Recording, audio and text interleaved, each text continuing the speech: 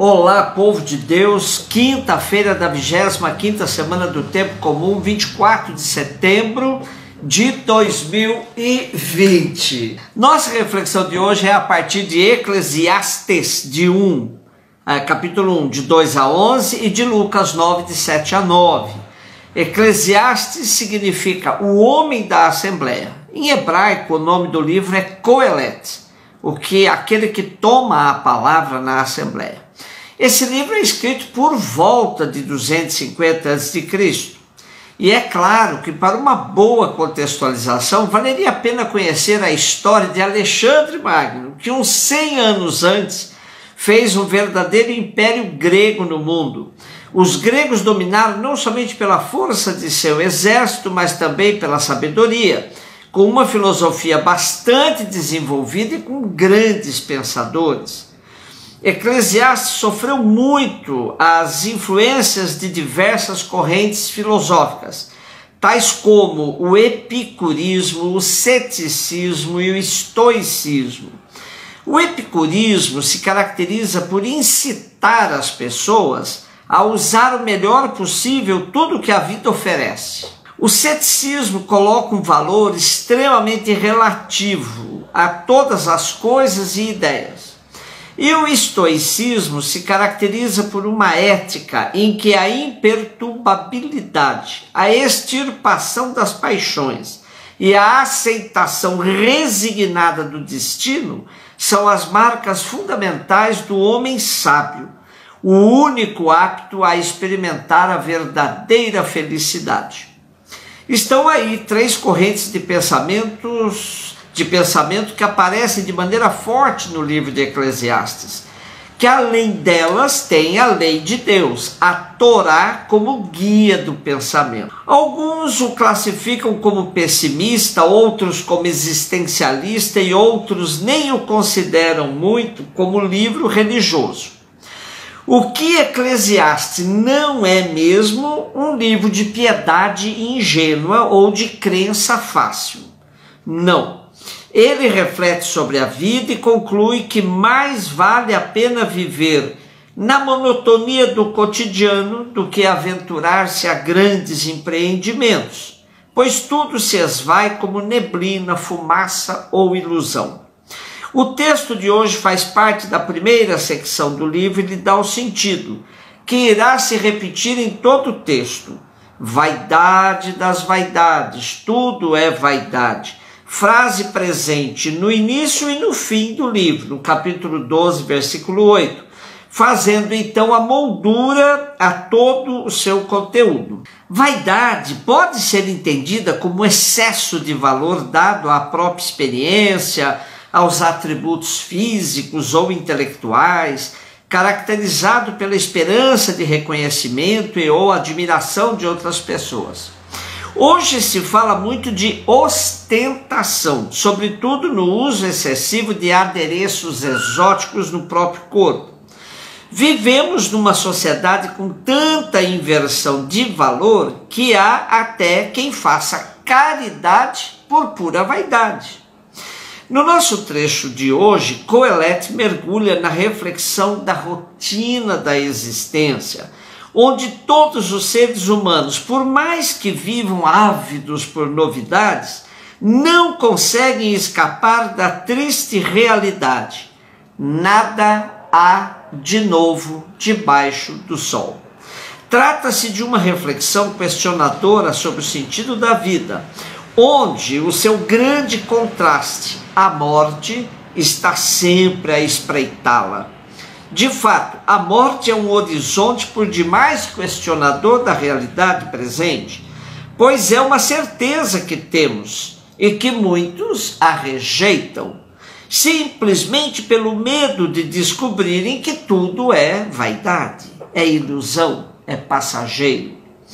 No campo teológico, tratamos da escatologia, que nos ajuda a refletir sobre o fim de tudo, da existência terrena, das possibilidades de que a morte não seja o ponto final de tudo.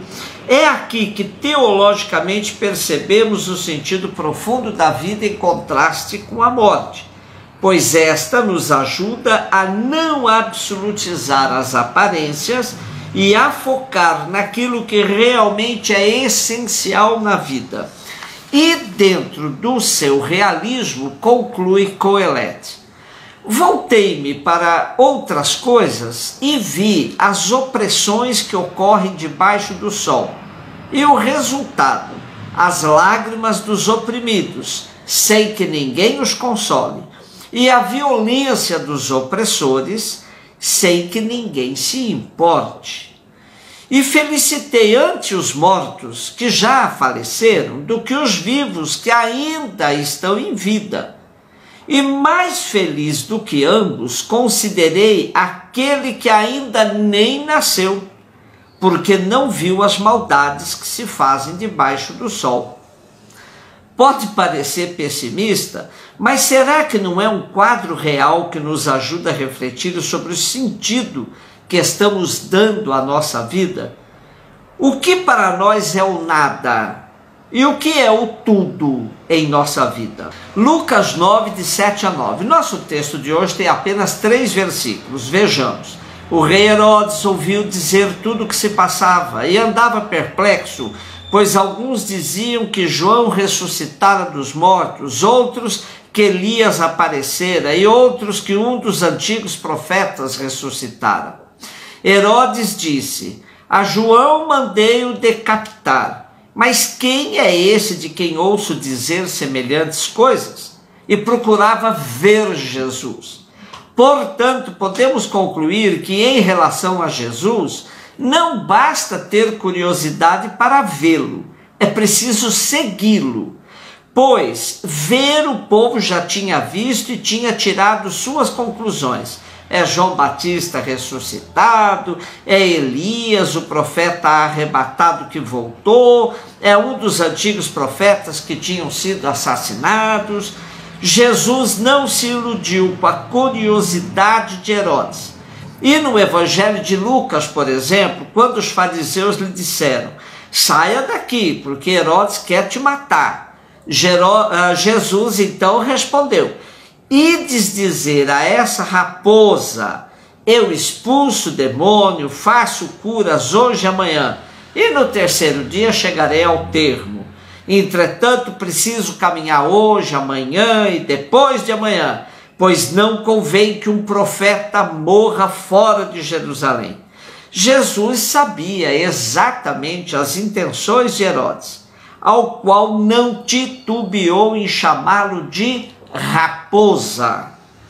O povo, por sua vez, tem noção da grandeza de Jesus, mas não consegue ver nele o Filho de Deus, pois para isso não basta vê-lo, é preciso segui-lo.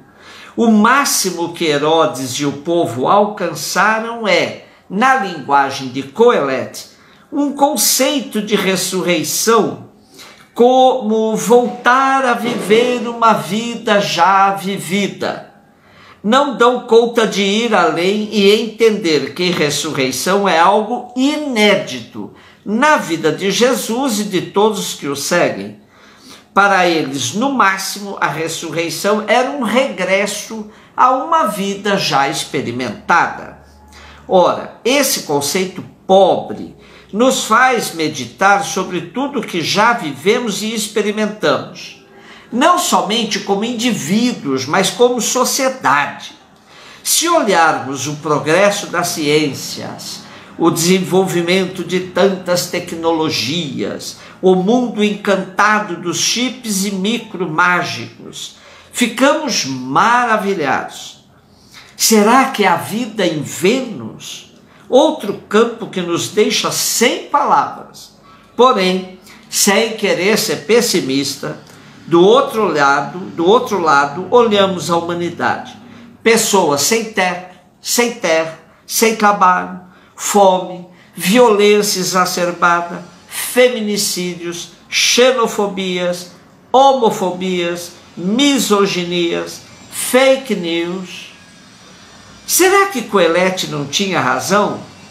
Não vivemos o mesmo mundo, mas ainda não vivemos o mesmo mundo, mas ainda não somos os mesmos? A Elis cantava assim, aquela bela canção como nossos pais. Minha dor é perceber que apesar de termos feito tudo o que fizemos, ainda somos os mesmos e vivemos como nossos pais. Nossos ídolos ainda são os mesmos e as aparências não enganam, não. Mas também ela diz, você que ama o passado é que não vê que o novo sempre vem. O novo definitivo para o cristão é a ressurreição. Um beijo no seu coração.